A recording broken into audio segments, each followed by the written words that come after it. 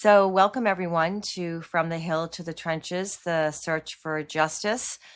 This is our second of 3 podcasts that we'll be bringing to you over the holiday season. I'm really pleased to have Dale Yeager on with us today, hailing from Pennsylvania. Dale and I have had wonderful discussions heretofore regarding various topics, actually a myriad of topics from security to investigations, court testimony. And I will turn the floor over to Dale to provide all of you with a brief background summary, and then I'll add to it as we go because I want to really bring in the type of detail that would be really interesting to our listeners regarding your background, Dale, and how it all comes forward to present day and the types of challenges that we're facing here in the U.S. as well as overseas. Thank you. I'm a federally trained forensic profiler, counterterrorism expert through NATO, and I run a company for 26 years called Seraph, and we primarily perform legal support services regarding financial and fraud legal cases. So that's the 1,000-foot view, I guess. So, and you wanted to talk to me about fraud and financial issues. Yes, we have a lot to talk about. I just want to make one observation. So at the end of this year, 2025, we have seen OCC and other agencies really crack down on money laundering schemes, fraud, and basically failure of compliance. It's fascinating to those of us in compliance and anti-money laundering to see the regulators so busy the end of the calendar year. I think that's a good sign, right, as we go into 2026. It is. What are your views in terms of, your really having your finger on the pulse historically and what you're seeing now? I've been through many presidents, and so I think the problem has been in the last 12 years, there has been some lax enforcement of financial fraud investigations, or in the case of the agents that I trained for the federal government in Treasury, specifically the Treasury Department, they've been frustrated because they've been held back from doing a lot of these investigations, and that's been a problem.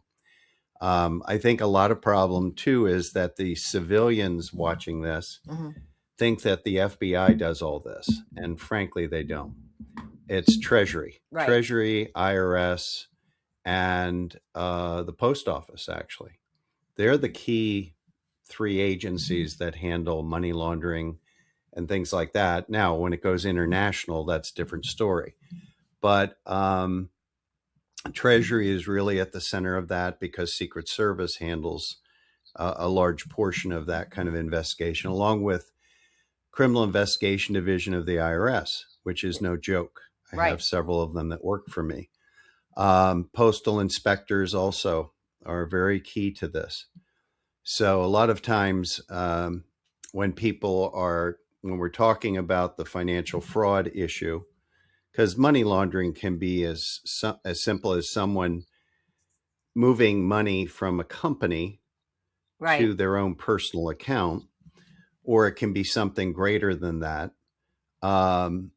It has a variety. It's kind of like an onion. You peel it back based on what happens. But I think the good news is that there has been aggressive enforcement of this, because a lot of federal money and state money has been used illegally to fund all sorts of things. And I don't want to get into the whole Doge thing, but ultimately a lot of things have been exposed that really affect all of us economically as citizens of the United States.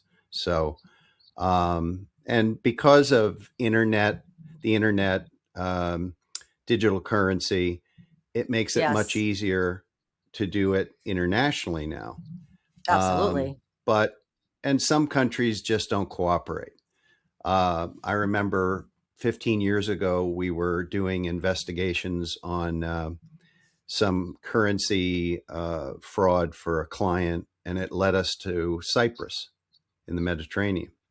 And it turns out that the fraudsters, the financial fraudsters, as we like to call them, they had a conference there for a whole 2 weeks in Cyprus. Cyprus government knew about it.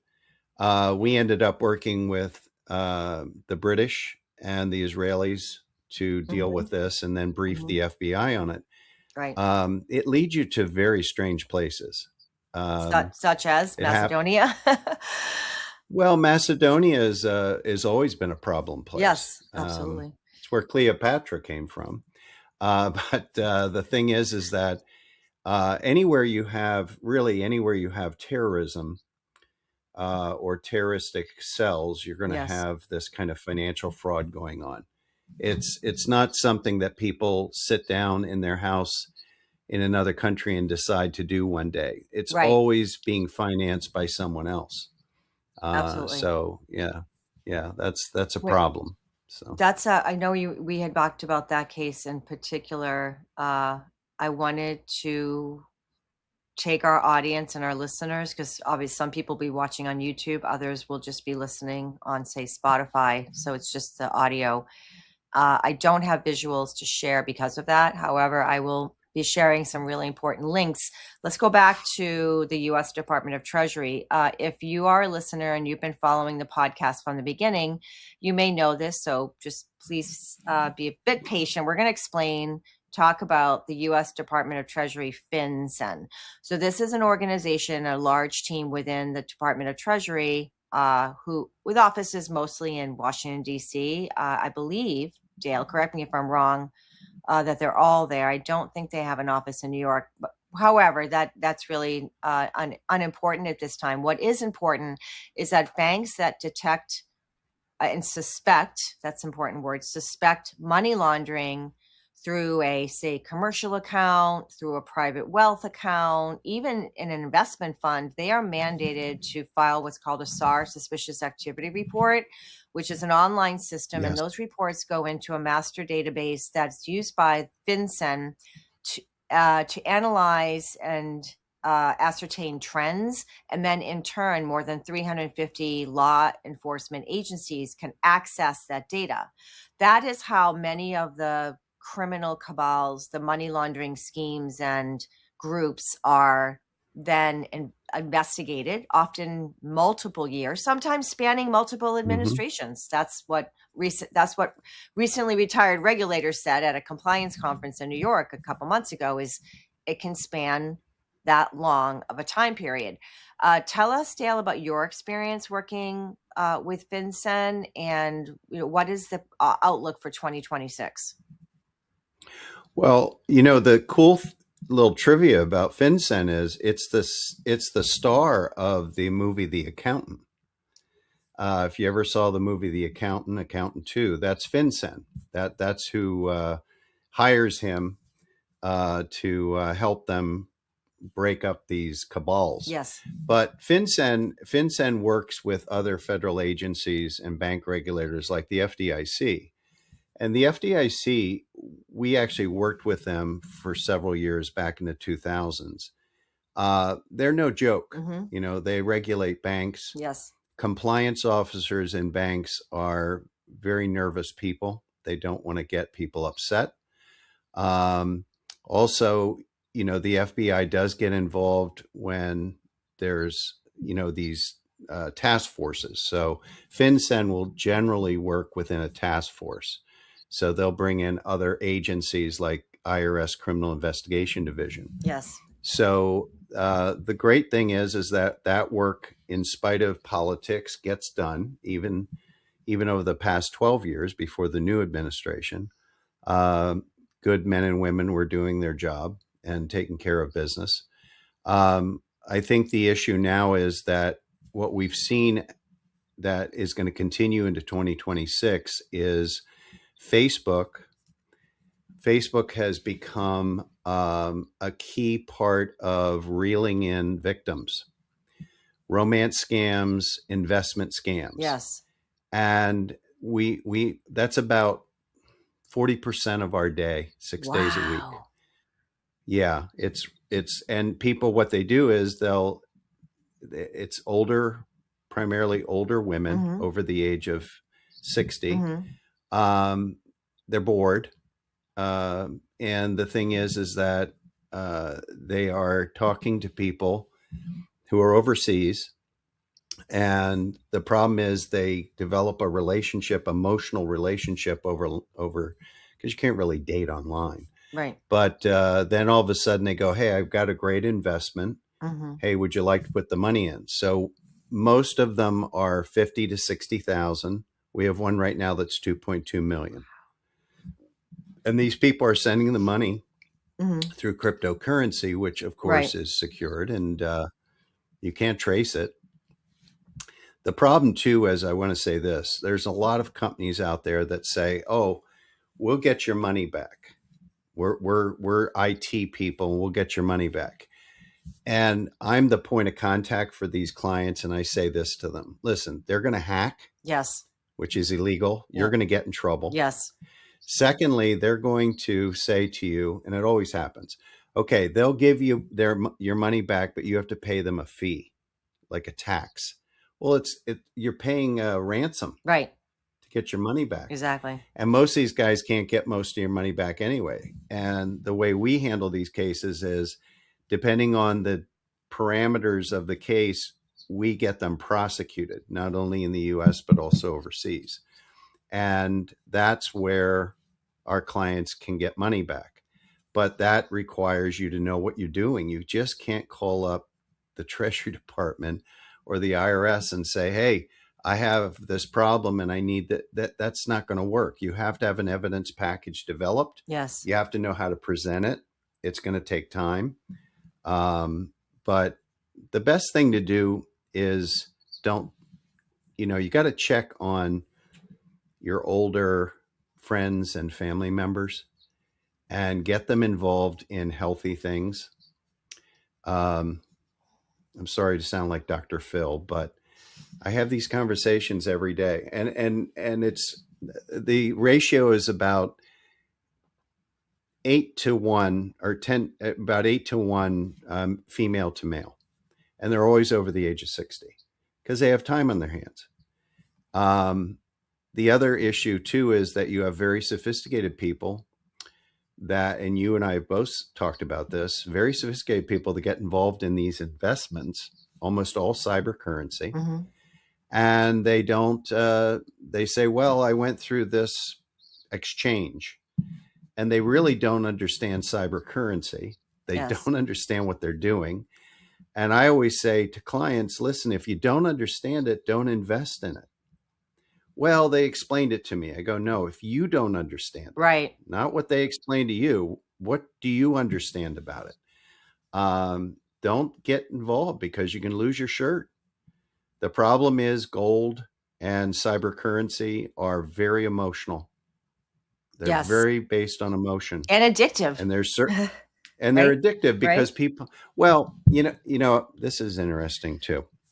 I've interviewed in my career and interrogated con artists, professional confidence people, and they have a saying which I think is relevant to our conversation: "You can't con an honest man."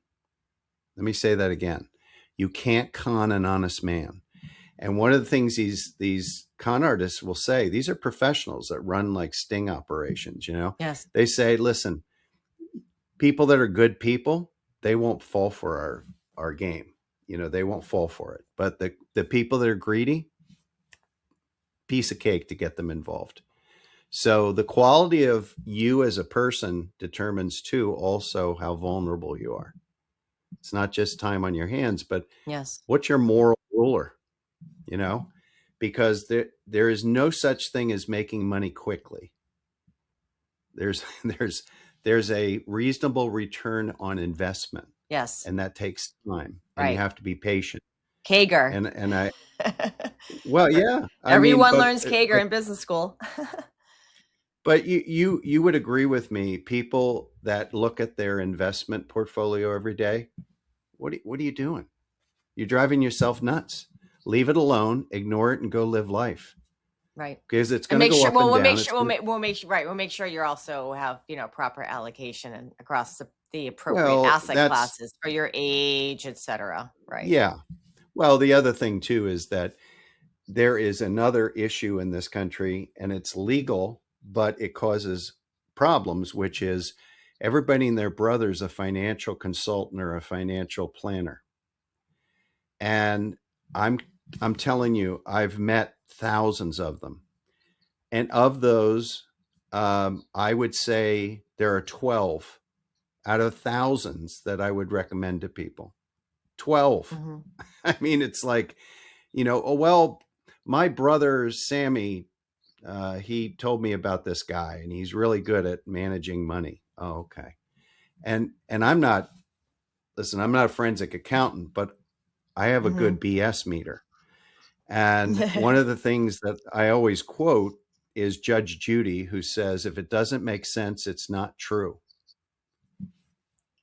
And so you have to stop being greedy. And you have to say to yourself, well, wait a minute, that doesn't make sense. Well, if it doesn't make sense, walk away. And people Right. don't do that. That's part of the problem. Well, there So is fraud, right there's mhm. well, just When fraud you say is, wait, let's just it's, can we just stop for 1 second, Dale? Just go back to what something that you said. And this sure. is something where people may actually challenge that. And I'm happy to discuss with you and debate it. It's impossible or difficult, I should say, to con an honest person. There are very manipulative sociopaths and psychopaths being the extreme in the financial services industry. Like, look at Madoff. If you look, for example, at Kira Sedgwick and Kevin Bacon, they lost a significant amount of money because their advisor was telling them that the Madoff investment is a wise one. They lost millions. I don't know the exact amount. I know it was 70 significant. million, $70 million.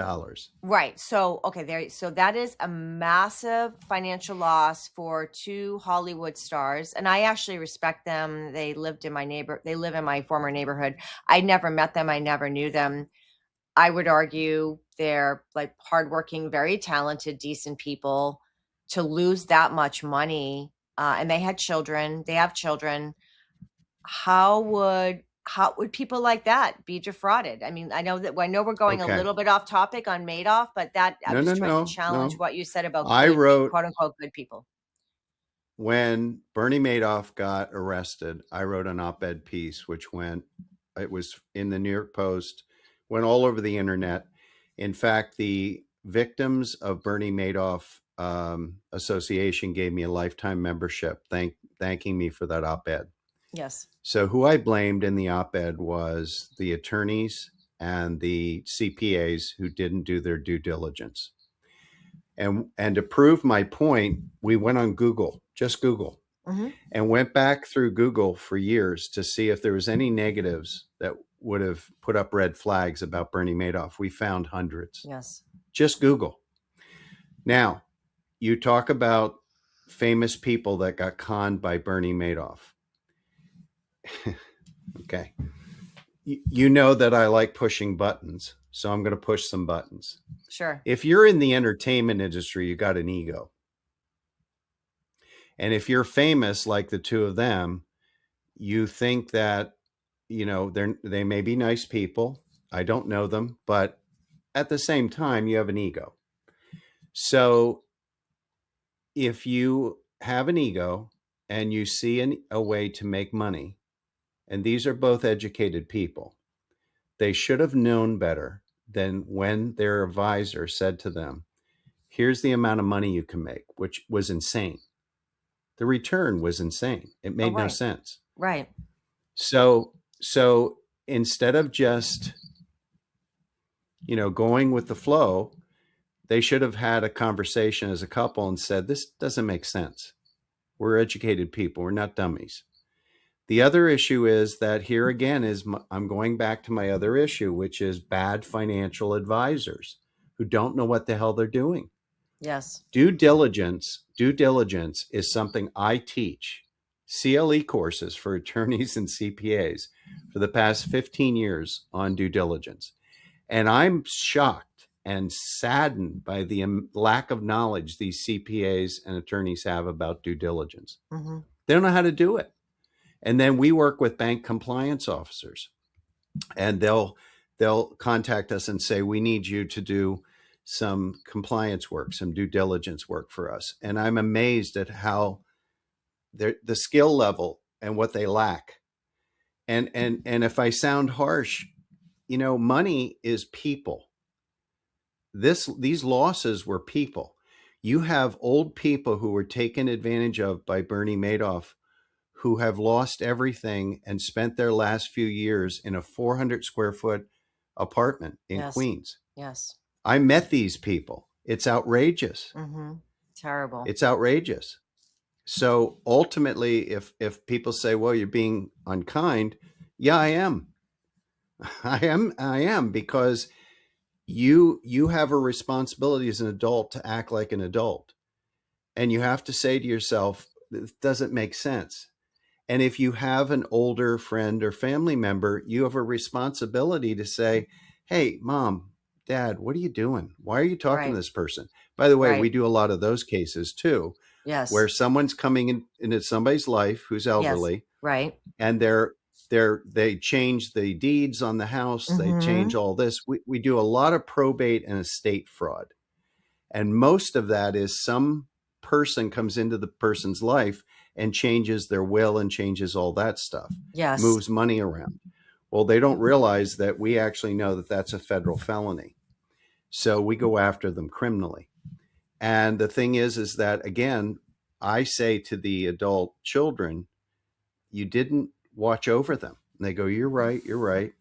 I end up having these very difficult conversations. So. Right. In some cases, Dale, there's estrangement. I have two personal friends. One of them was my first podcast guest, Chuck Harold, who is retired LAPD, who ran security for 2 major Hollywood studios. And he speaks about a member of his family who was able to access an elderly person's estate and did exactly what you just said, engaged in changing the will, making changes in the estate, etc. I have another friend, helping her just make introductions with an international asset transfer that was done for her late husband by sort of an unknown mainland China female individual who's somehow connected with him in Hong Kong. I'm not going to be able to say more, but suffice to say that there are 4 jurisdictions involved in this: mainland China PRC, Hong Kong, which is a separate legal entity, Switzerland, because the accounts had Swiss bank connections, and the United States, where the victim resides. So that being said, if I know 2 people, and I'm sure there are others in my family, maybe I haven't talked about it, or I have a very large family, more than 80 people. That is absolutely on point, Dale, that we have to have those discussions with the elderly. They are the most vulnerable population. Erin West of Operation Shamrock speaks about, the pig butchering, and we've covered that a little bit. I'd like to have her on in 2026. Help us to understand how you would take a case like that and present it in the courts. Are you dealing with the local courts? Are you dealing with federal courts? How do you take it to testimony? You don't get involved in that at the court level? We don't get involved. Our job is to do the investigation, put the evidence package together, and then we design a plan of action based on what the client wants to do. Okay. So you have 3 options. One is, well, I want to confront the person in my family with the evidence you find. Okay. That never goes well, by the way. But if that's what they want to do, fine. Sure. Number 2 is that you can go and sue them in court. Okay. That's going to cost you $20,000 or more in attorney fees. Yes. And the problem is we are lacking quality probate and divorce attorneys in this country. Don't even get me started on that issue. We should do a separate podcast on that. Okay. Most of them are useless as udders on a bull, to quote my grandfather, who was a farmer. No, they cause our clients so many problems. We're not anti-attorney, but these guys are just horrible. Right. I'm not laughing at what you say. I'm laughing at the. No, I know. Then the third option, which we generally do, is go after them criminally. Yes. And that goes to state and federal agencies who know us. They end up prosecuting, indicting them. They cut a deal. Part of the deal is you have to make your victim whole again. Yes, And absolutely. that's how our client gets some money. Right. But going into this, we tell the client, just so you know, on average, 30 to 40% is what you're going to get. Of the That's funds that were of stolen. the money that you spent. Right, Yeah. right. And by the way, And they always, there's no accounting for the time difference. It takes 5 years in New York State. If oh, someone it could owes you take, money, I think it's 8% interest they're right. supposed to pay. But the thing is, they always are shocked. 30 to 40%. I go, yeah, I'm going to tell you that right up front. And they go, why? I go, you watch too many movies and TV shows. Right. You're not getting all the money back. Right. 30 to 40%. When people are facing jail time, prison time, all of a sudden, we call it the miracle here. All of a sudden, money shows up. It's a miracle. Of course. A mommy pays it, daddy pays it, a friend pays it, but money will show up. But it's never going to be more than 30 to 40%. So, but I would like to go back to this estrangement issue with families. Okay. Yes. And boy, if they didn't like me, they're not going to like me on this next statement. If you were a bad parent, guess what? When you're elderly, your kids are not going to take care of you. And people say, well, I have a bad son or I have a bad daughter. It's always a cousin, by the way, or a son. There's always a sibling involved in the probate fraud. And I say, well, okay, but who was encouraging that? Well, my mother or my father were. Okay. So they were encouraging, they were coddling this sibling who had a lot of issues. And then the rest of you didn't intervene until it got too late. Well, that's part of the problem. It's like my mother, who I love dearly. Hi, Mom. She was raised she was raised Mennonite, which is like Amish, but with TV and cars. Yes. She hates that joke. And she believes basically everybody's good. Well, we had a family member who was always late to family dinners for holiday. So one year I said, you know what? We're going to start on time. No. I don't want to cause a conflict. I go, Mom, they're not going to change if we don't hold them accountable. So that year we started on time. Well, they yelled at me. Why'd you start without us? I said, we said 2:00. You're here. It's 3:30. We'll reheat your food. Guess what? From that point on, they all came on time.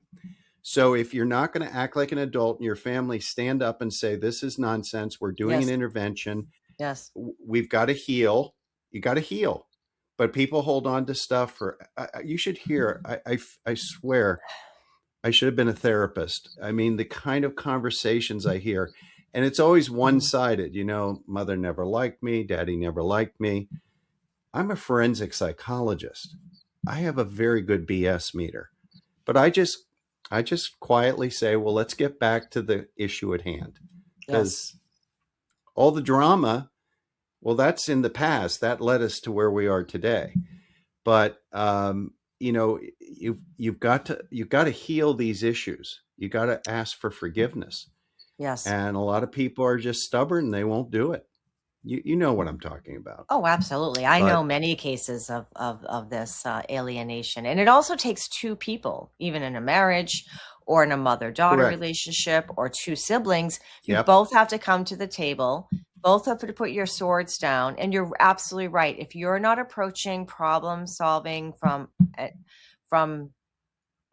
a sense of strong apology. I'm not talking about empathy, because not everybody has that empathy quality, but the ability to forgive and move on, and also replace the contempt with gratitude and completely change your approach. That's where people heal.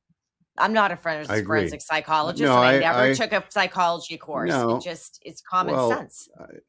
I agree. And the thing is that we do a lot of divorce cases. And ironically, you're going to love this. 60% of the people we pursue for not paying their child support are college-educated professional women. Wow. because more and more judges across the country are saying, you know what, you're a bad mom, so I'm going to give primary custody to your husband. Now all of a sudden the moms have to pay a couple $1,000s a month in child support, and they start hiding money, which is illegal. Mm. And Of then we're course. able to go find that. We have that ability.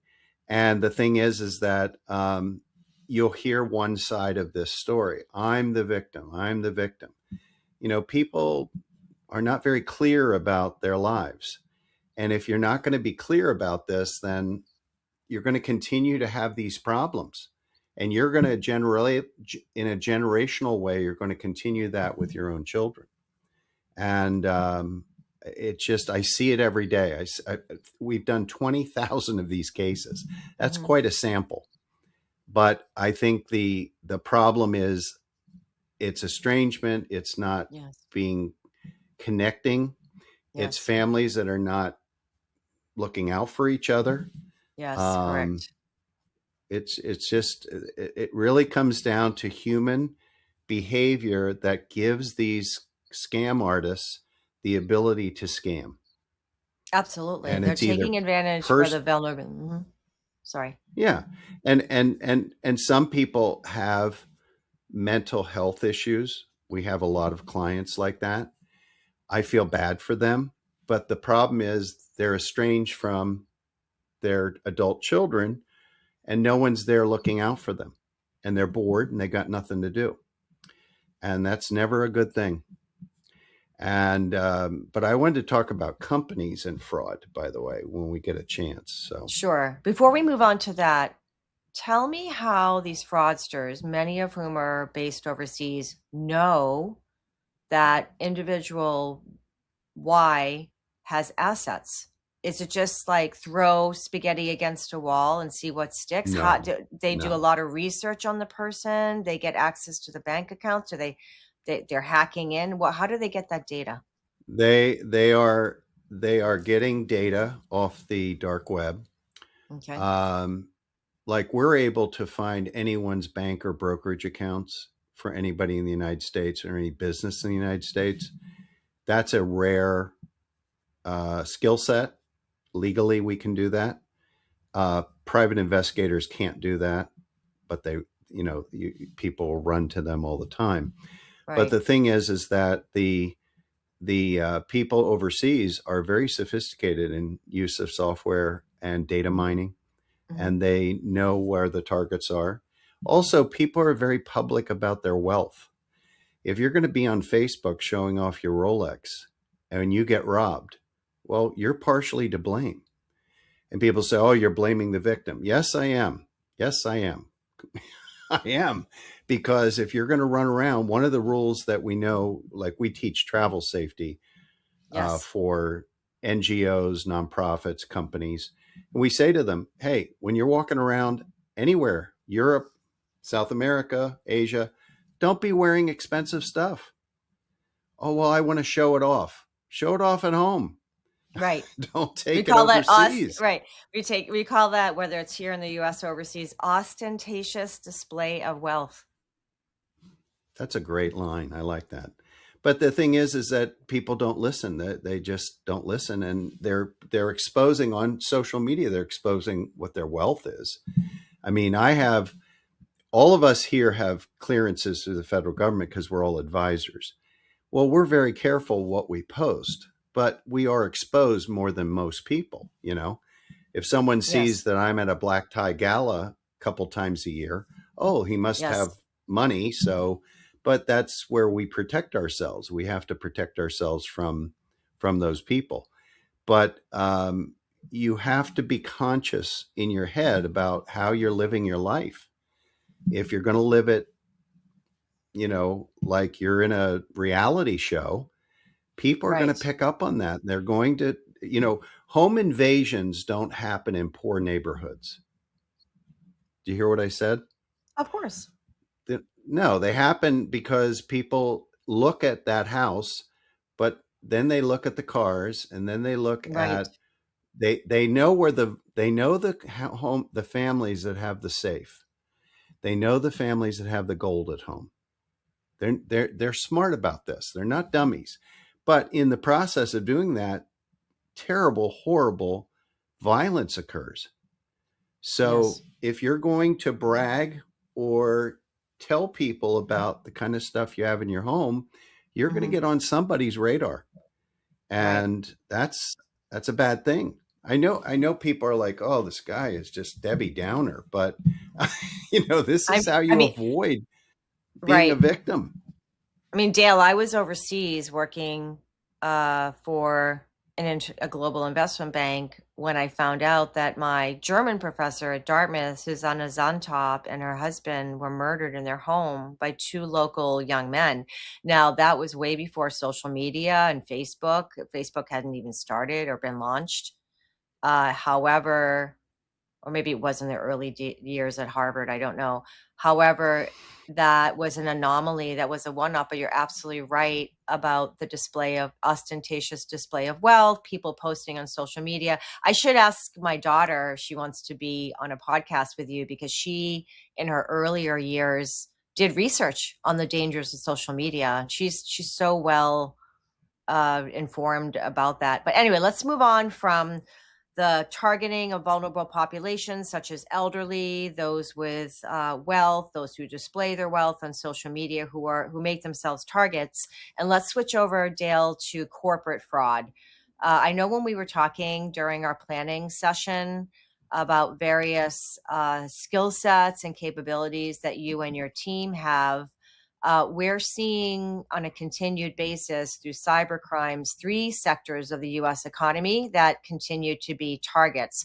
One, the financial services sector, including banks. Two, the healthcare and medical sector. And three, the energy grid.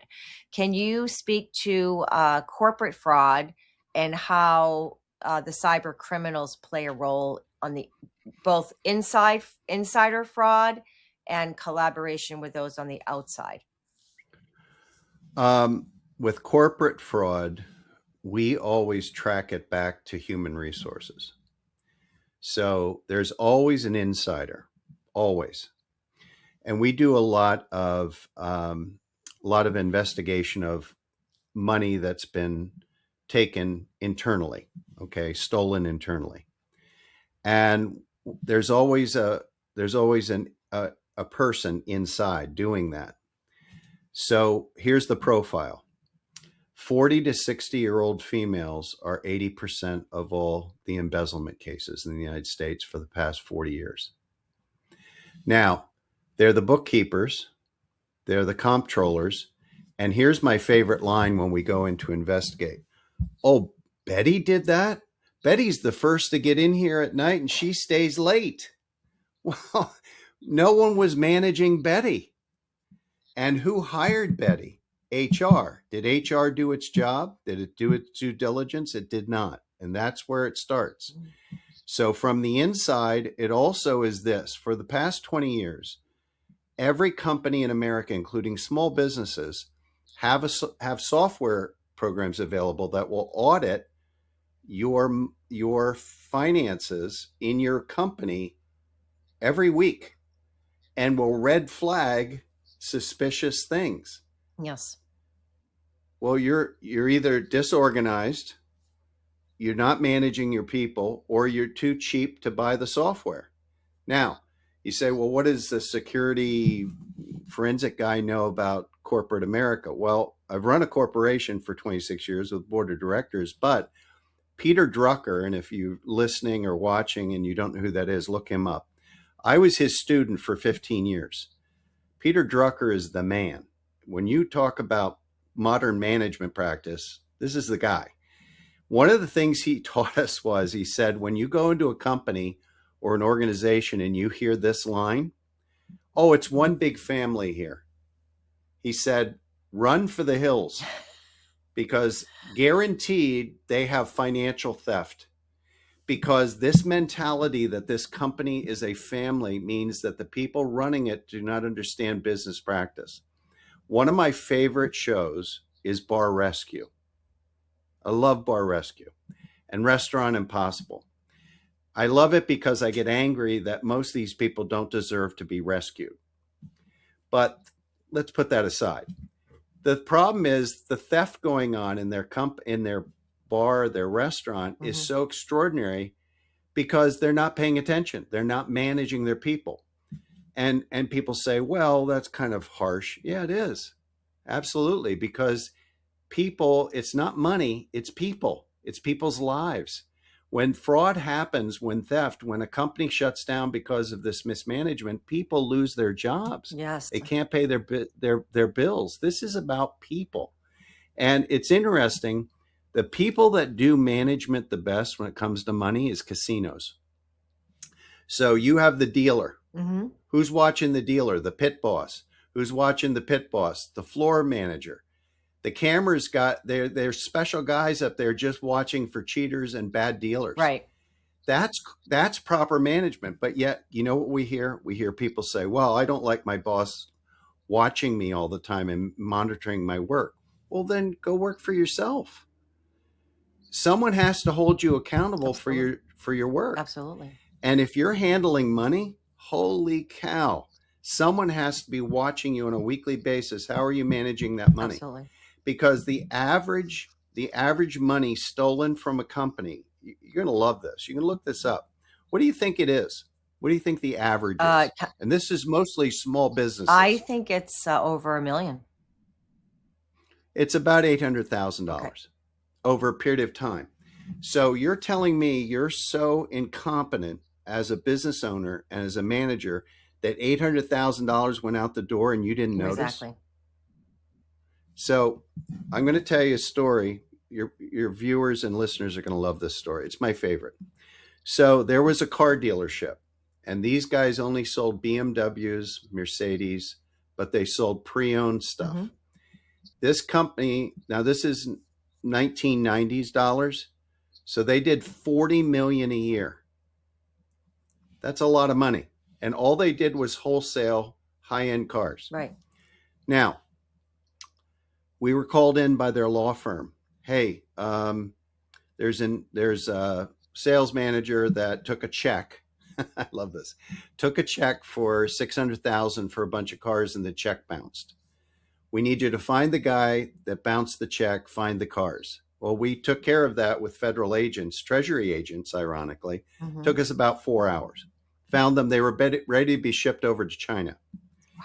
So I met with the family that owned this $50 million a year business. And I said to the father and the adult sons, I said, here's some protocols we put together for you that will prevent this from happening. And they looked at it and they laughed. And I go, what's funny? And they go, this is one big family, Dale. We're not going to do this. We trust our people.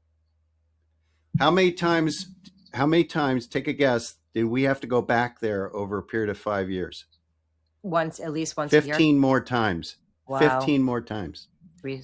And every time they said, I know what you're going to say, Dale, but we're a big family here.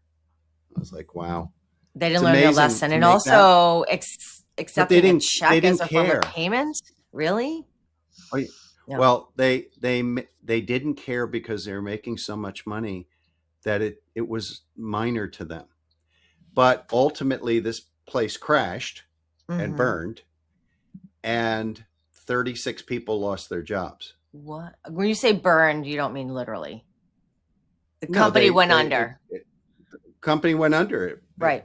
It burned itself by its own incompetence. Right. Of course. And that also has to do with people lost their jobs. Wow.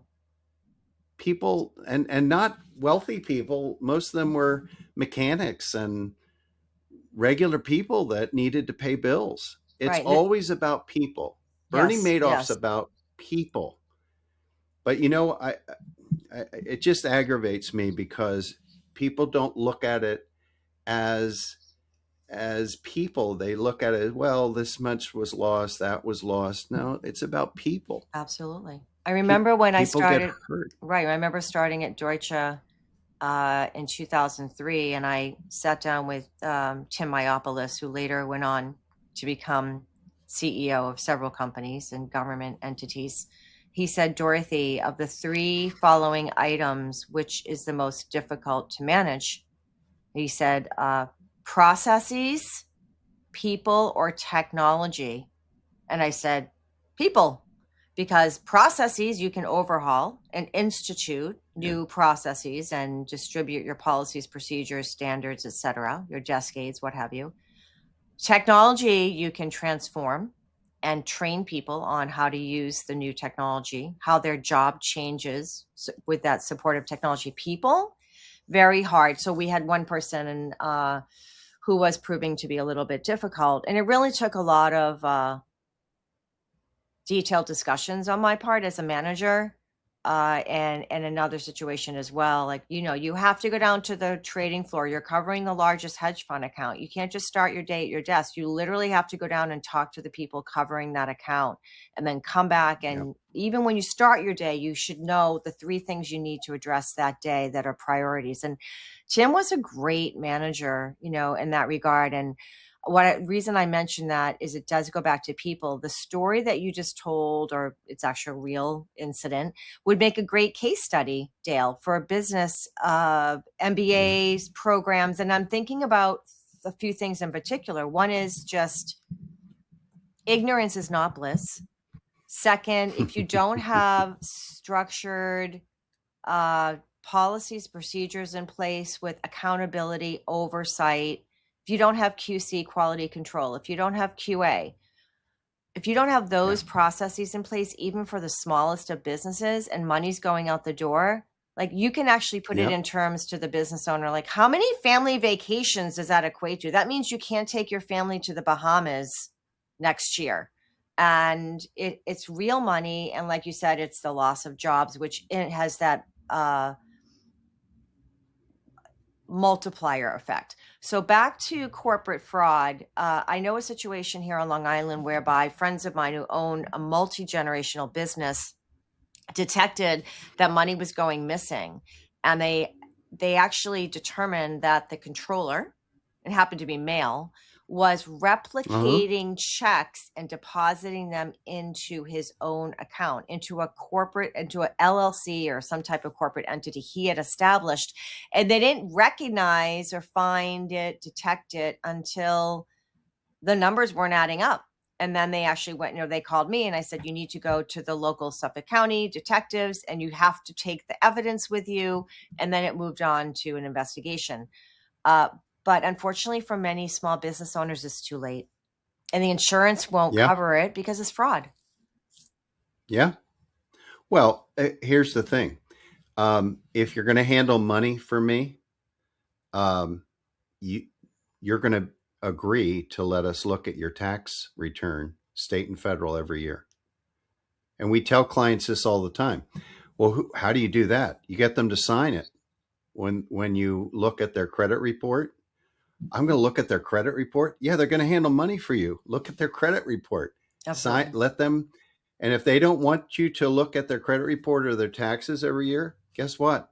Don't hire them. I said most major corporations require these things for people Yes, that are managing money. So I said, absolutely. why wouldn't you do that? Well, you have to understand, Dale, this is my cousin or my niece that I'm hiring. Oh, it's family. So you don't want to cause a conflict. So that's part of the problem. I have Yes, no problem with family businesses. That's great. But you have to understand there's got to be protocols in place. I have people in my life that I've known for 20, 30 years. I literally trust them with my life, my personal life, my children's life. But guess what? We have written agreements because they have a company, I have a company. We have written agreements, even though we are like brothers. So just because you're close to someone doesn't mean you don't have protocols in place and written agreements.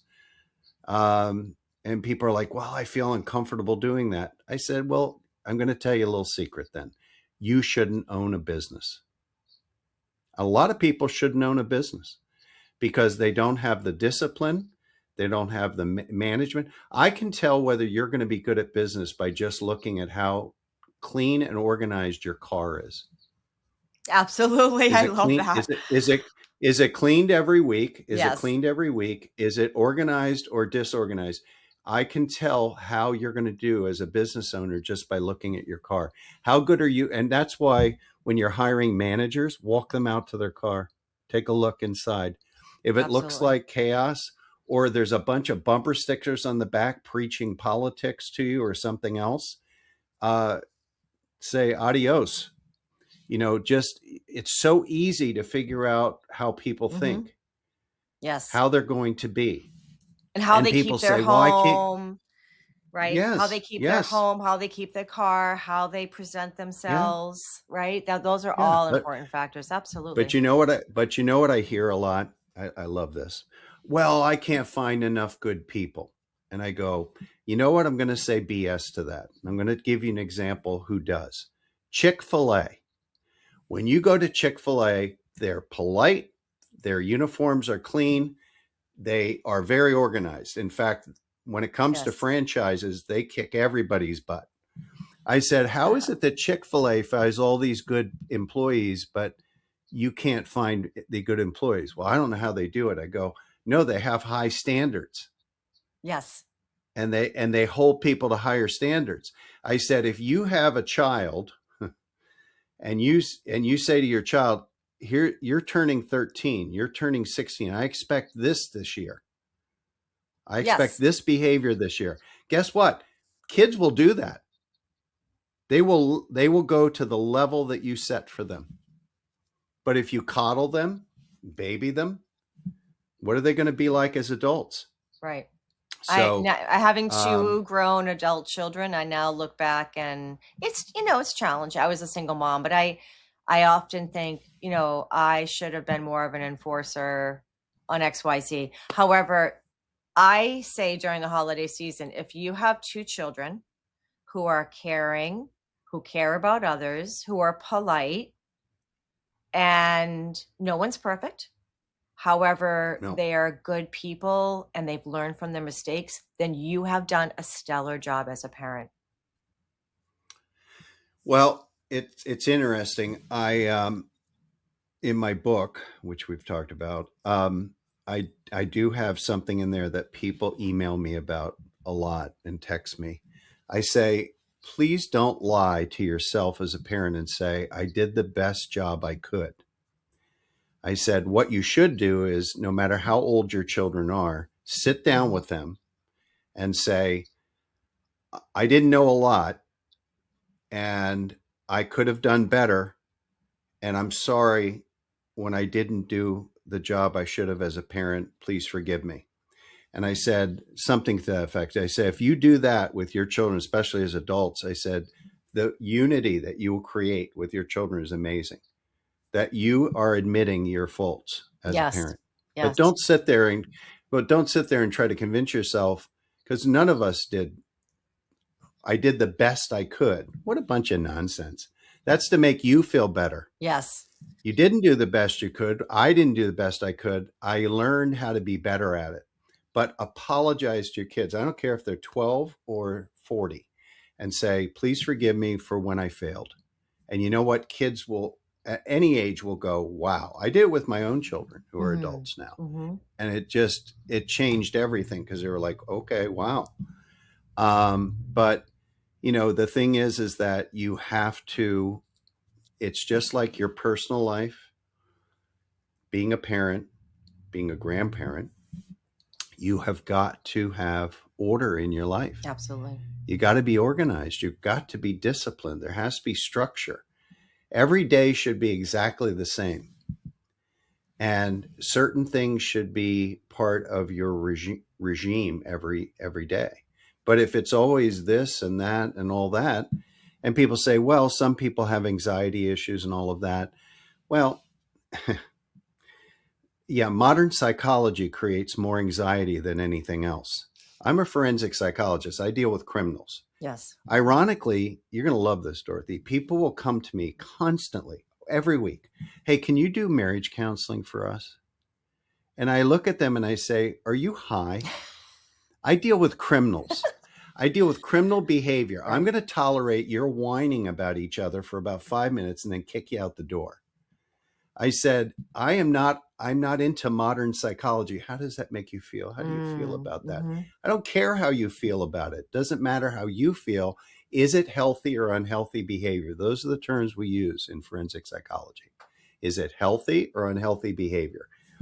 And people say, well, I have anxiety and all that. So do I. I had things happen to me as a child that were horrific, but I know how to move forward and with help, but know how to move forward and have a structure to my day. Anxiety is reduced by structure, just like good structure and management makes your business more successful. And your personal life less likely to be taken advantage of by criminals. Right. It's discipline. I think one of the next book I want to write is on discipline. Oh, wow. And well, I wanted to call it order, Right. ORDER, Mm-hmm. about how disorder in the world creates problems, but order actually solves problems and prevents problems. I Absolutely. mean, I'm fascinated by this because, um, I have my days when I don't do it well, but at the same time, I have my structure in place because that way I know, hey, you know what you should be doing right now. Why are you Yes. not doing that? Which And takes then you're us, having those yes. yeah, well, then you have those conversations in your head about, you're talking to yourself, which is, I think, healthy. But you have to say, well, wait a minute, you know what you should be doing right now. So why are you not doing it? And I can't come up with a good answer. So I end up back in my structure. And that Right. keeps me from having anxiety and from Mm-hmm. having fears and all of that. Right. If you just bring discipline into your life, and that's a key thing. It's I mean, we're going full circle here on the Right. fraud issue, but Right. fraud, I've seen it for 26 years. Mm-hmm. It's a lack of discipline, a lack of management, Yes. personal and corporate. It's greed, Yes. it's laziness, it's not keeping yourself active. I mean, the old adage, if you retire, you're going to die right away. There's no such thing as retiring. Yes. Most people around the world do not retire. They True. keep working. They keep doing something. Right. I don't care if you work part-time somewhere, but do Yes. something. Absolutely. Sitting around, what's the old adage, the idle mind is the devil's workshop? Yes. It's absolutely true. I see it all the time. I mean, Yes. we have people that are giving away their retirement to some guy overseas they've never met. I see it every Or day. or how the casinos, operate. Like, is that really the best use of your money? The probability of losing money. But I wanted to just make one comment about your casino aspect. The casinos are regulated. And in terms of Yeah. money laundering, they are the ones, like you said, they have very strict policies. Someone cannot walk in with $200,000 and then gamble this, gamble that, and then go and say, I want a payout. They actually have to have an account set up, and there has to be due diligence and enhanced due diligence because casinos are classified as a high risk industry. So I just want to leave it on that note. So many of the things you shared with us, Dale, are really great. But some people may say pithy, however, really relevant to those people who do set priorities and goals for the new year. The clean car is a great example. And it also has to do with like discipline. And I always say to people, who either like myself or trying to be more organized, I said, wouldn't you rather do something where you can see the immediate results? Get your car washed, clean out your car, have the Yeah. cleaning materials close by, et cetera, et cetera. And I'm not talking about OCD, but I'm talking about just, like you said, do it on a weekly basis, spend the time. And then also has to do with all of your paperwork, your personal paperwork, not paperwork, but anything that's scanned, using the proper software tools to detect any fraud that might be occurring in a credit card account. Keep a close eye on your credit card account. Keep a close eye. Challenge even small items that are charged to your account that you did not authorize. Like, take the time and enforce that oversight mechanism, because all the big banks do. They Hmm. have entire layers of And oversight. there are apps for $15 a month that'll do it for you. And they'll monitor all your bills to make sure something new hasn't come up. I mean, it's not complicated to do that. Yes. Um, I'm agreeing with you. We're on the same page about this. And people say, well, it's exhausting. Life is exhausting. I mean, and parenting is exhausting. But if you're going to have a happy life and be healthy mentally, physically, and financially, Yes. there has to be structure. You have to look out for your friends and family members. And if they say, screw you, I can do this on my own, at least you tried. At least you tried. Absolutely. But you got to try. You can't like when people say, well, I lied to protect her feelings. And I say, that's not true. You lied to protect your own feelings. It's never about their feelings. I said, come on, don't con me. Or as Judge Judy says, don't pee in my leg and tell me it's raining. So, but the thing is that, yeah, if people would just look at their lives and say, where have I been? Where have I not been disciplined? Where am I not being disciplined with my money, with my time? Mm-hmm. What about my family? I mean, I talk to my parents are elderly. They're 91 and 89. They live by themselves. They do great, but we have protocols in place, my sister, my brother, and I, to make sure that they're protected because they get a lot of these scam calls, even though we Mm-hmm. try to protect them from that. Mm-hmm. We have to be on that. You have to be diligent with them. Yes. And they're educated people. They're not dummies. But the thing is that you have to be managing that. And people say, well, that's a lot of work. Yeah, well, life is work. I always You know, remind it's people, do you remember when your parents drove you to your sports games? Do you remember your parents working two jobs? Do you remember your parents staying up yeah, late to help you back then when we used to type our college essays or whatever the case may be? Like it is, yeah. you have to give back. On that note, I'm going to go call my mom. And say check in on her, and also she's wonderful. But I also want to say thank you so much, Dale, for the time you spent today. Thank you for having me. We really appreciate it. There are so many great lessons that you shared with us. Your experience is amazing. I wish you all the best with the book that you plan to write. And if I can contribute a chapter or any content, by all means, let me know. I'm sure we'll stay in touch. Thank you, Dorothy. Take care. Bye bye. Bye bye.